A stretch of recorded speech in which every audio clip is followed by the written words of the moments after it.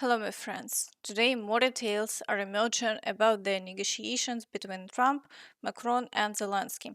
It's reported that Trump agreed to the deployment of European NATO troops into Ukraine to support a ceasefire. Will be your job. Trump agreed to the introduction of European NATO troops into Ukraine to support the ceasefire. According to official briefed on the December 7 meeting in Paris, Trump told Ukrainian President Volodymyr Zelensky and French President Emmanuel Macron that he doesn't support Ukraine's membership in the North Atlantic Treaty Organization, but wants to see a strong, well-armed Ukraine after the fighting stops. Trump said Europe should take the lead in protecting and supporting Ukraine. He stated that he would like to see European troops present in Ukraine to monitor the ceasefire, according to the officials. He didn't rule out US support for such an agreement, though American troops wouldn't be involved, officials said. Trump also urged Europeans to do more to pressure the Chinese into pushing the Kremlin to end the conflict, according to a person informed about the meeting.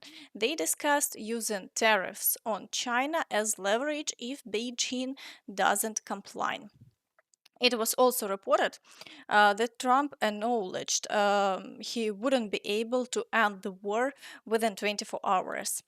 Trump admitted that brokering a peace agreement between Russia and Ukraine within 24 hours is a more complex task than he had previously portrayed. At the same time, despite Russia, through Lavrov, Peskov, and even Putin, repeatedly stating that they want negotiations and are already ready for ceasefire, it's of course on their terms, especially as they continue to advance along the front line. So the war continues. And the situation on the front lines remains extremely difficult. Let's begin with the Pokrovsk direction, where the Russians have effectively achieved their goal and broken through to Pokrovsk. Reports for the second day indicate that sabotage and reconnaissance groups are attempting to enter the outskirts of the city, though the Ukrainian armed forces are currently repelling them. Yesterday, it was reported that a group of 6 soldiers was eliminated by the Ukrainian forces, but this highlights the fact that the advantage lies with the Russians. Over just a few days, they managed to advance from Shevchenko directly to Pokrovsk and are now pushing into the city. Shalin hasn't stopped, and the Russians are still attempting to move toward the Dnipropetrovsk region, likely aiming to encircle Pokrovsk if they fail to achieve significant progress head on. Thus, intense fighting continues near the villages of Peshane with advances toward Novovasilievka. Battles are also ongoing near Новий Труд, Dachinske, Lysivka, Promень, and Myrolюбівка. Over the past 24 hours, there have been no significant changes along the front line, but the situation remains catastrophic. Additionally, new information has emerged regarding the critical importance of a coal mine for Ukraine. The Metinvest Group announced the suspension of operations at the Pokrovsk mine administration in the village of Peshane near Pokrovsk in the Donetsk region. Operations were halted due to the advancing front line and intensified shelling. It is noted that this coal site accounted for about half of Metinvest's coal production in Ukraine. Other key facilities remain operational. Metinvest, in cooperation with the Pokrovsk military administration and representatives of the Ukrainian forces, is closely monitoring the safety situation in the city and industrial facilities, as stated in the company's stock exchange notice. The situation toward Kurakhove is equally dire. The Russians are assaulting the village of Zarya and pushing through Sonsivka into Dachne, while all villages further south are under attack. By yesterday evening, reports began to surface. Indicating that Ukrainian forces troops in several villages were at risk of encirclement. Ukrainian forces are in operational encirclement near Hanivka on the Kurakhove front. The time to rescue them is a matter of hours, stated Sternenko. For now, however, there remains no confirmed information of the Ukrainian forces' withdrawal, and the frontline positions remains unchanged. In the direction of Velika Novosilka, the Russians continue the attacks near Blagodatne and are pushing forward from Novodaryevka. While activity here has temporarily decreased, the Russians are still pulling in reserves for future offensives.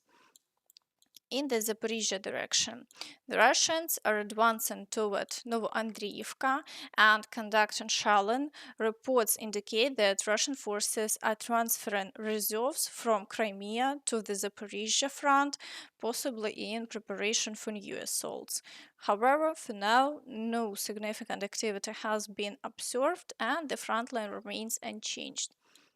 In the Kharkiv or Kherson direction, the Russians continue their attempts to advance onto the islands to eventually cross to the right bank and capture Kherson. This remains their objective over the next few months leading up to potential negotiations. However, it seems unlikely they will succeed as these attacks on the islands have been ongoing for over a month without any significant Russian progress.